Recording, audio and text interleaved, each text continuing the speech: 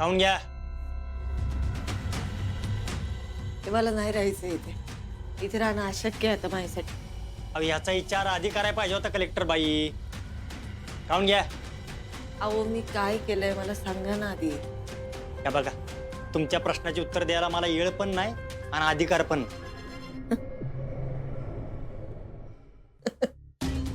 अरे ओ विसरल्या, तुमच्या साहेबांच्या शब्दाचे गुलाब आहेत ना तुम्ही. तसं समजा पाहिजे तर खाऊन घ्या.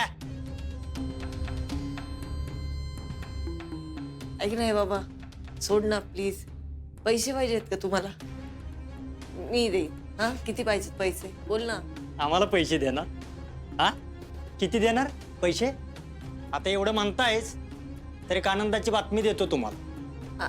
आनंदाची बातमी? तुम्ही इथनं सुटणार कन्फर्म आहे. काय? तुमची इथनं सही सलामत सुटका होणार, पण आत्ता नाही, 2 दिवसांनी. अहो मग आत्ताच करा ना सुटका. 2 दिवसांनी कशाला? अहो कलेक्टर बाई, प्रत्येक गोष्टीला एक टाइम यायला लागतो का नाही? तुमच्या सुटकेचा टाइम 2 दिवसांनी येणार. तोपर्यंत खाऊन घ्या. 2 दिवसांनी काय होणार आहे असं सांगा ना. आज आज सोडा ना. अहो तुम्ही कलेक्टर आहे. कलेक्टर अपर्णा सुरेश माने, तुमच्या स्वागताची जय्यत तयारी सुरू आहे. खाऊन घ्या. फुलं उधळणार, फटाके वाजणार, सगळं होणार. म्हणजे काय? 2 दिवस. 2 दिवसाचं काय? कोणाचं स्वागत? काय काय?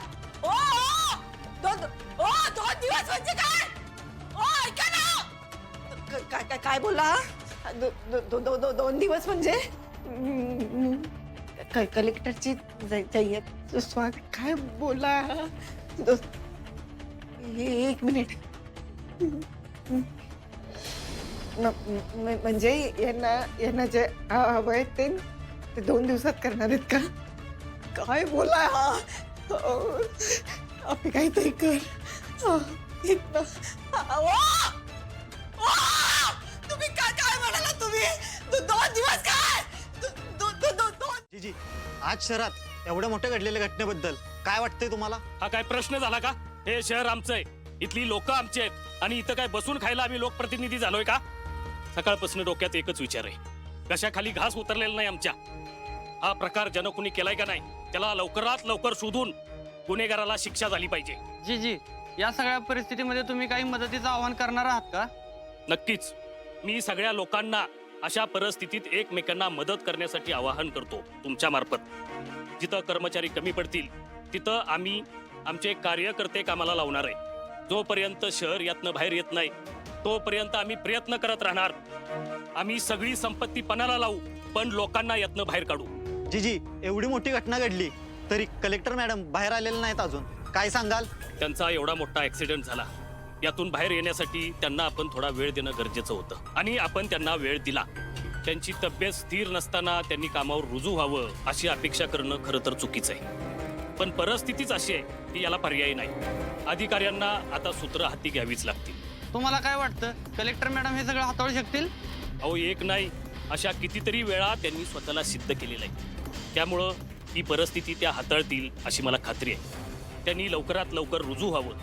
त्यांनी वेळ घेतला तर लोकांची जीवितहानी होईल असं माझं मत आहे. बरं, मला वाटतंय तुमच्या सगळ्या प्रश्नांची उत्तरं तुम्हाला मिळालेली आहेत. आता मला एका महत्त्वाच्या कामासाठी दवाखान्यात जायचंय.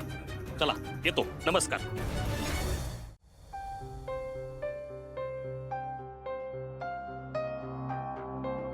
प्राथमिक अंदाज काय सांगतोय? सर, पाण्यामुळे इन्फेक्शन झाले, बाकी काहीच कळायला मार्ग नाही. अनक्राउड एरिया आहे ना. मी एक काम करतो, तिथल्या प्रत्येक हॉस्पिटलमध्ये हवालदार पाठवून देतो. काय लोकांचा गदारोळ थांबला पाहिजे. हो सर, पण त्याही आधी योग्य आदेश येणं महत्वाचं आहे. प्लीज तुम्ही आप्पीची परिस्थिती समजून घ्या ना, ती नाही येऊ शकत. हो सर, मला सगळं समजतंय, पण आता काहीच नाही करता येणार. तुम्ही थोडा विचार करा आणि समजून घ्या.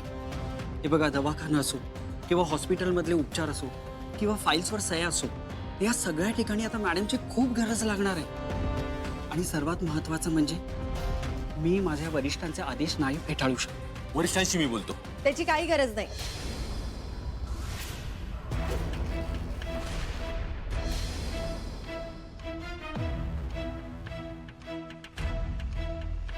आता तिथे माझी गरज आहे. आणि एवढ्या लोकांचा जीव धोक्यात असताना मी घरात आजारपण घेऊन नाही बसू शकत. मी 1 मिनिट बोलतो जरा. ये.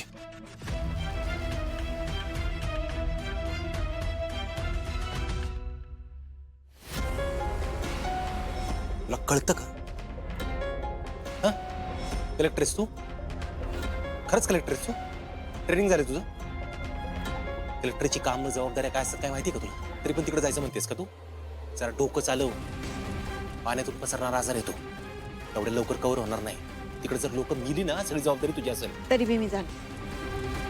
देवा, कलेक्टर व्हायला कुवत लागते, मेहनत लागते, जिद्द लागते, अभ्यास लागतो. साहेब ऐकून घ्या माझं. मी तिथं जाऊ राहिले ते फक्त तुमच्या बायकोसाठी, त्या कलेक्टर मॅडमसाठी. एवढ्या लोकांचा जीव धोक्यात आहे. मग या लोकांना काही झालं तर कोणाला वाईट वाटेल? कोणाला वाईट वाटणार आहे? तर त्यांना आनंद होईल. अगं दीपा, पण तू तिकडे होईल ना. करू ना काहीतरी तिथे गेल्यावर. तुम्ही थोडा विश्वास ठेवा ना माझ्यावर. तुम्ही जसं म्हणताय ना तसं मी करतो. हा, आपण दोघं जरी मिळून आहे ना, सगळा प्रॉब्लेम सॉल्व्ह करून टाकू. खरे, उद्या आप्पी आली आणि तिला जर आपण नसल्यानं लोकांचे जीव गेले हे कळालं तर ती स्वतःच कलेक्टर पद सोडेल. काय शिरते का काय डोक्यात का नाही? हा हा, करू आपण तू म्हणतेस तसं, पण काय करायच्या आधी, काय निर्णय घ्यायच्या आधी कमीत कमी सांग तरी मला. हा, ये. हो हो, आम्ही आलोच. ओके. अपर्णा मॅडम येत आहेत. हो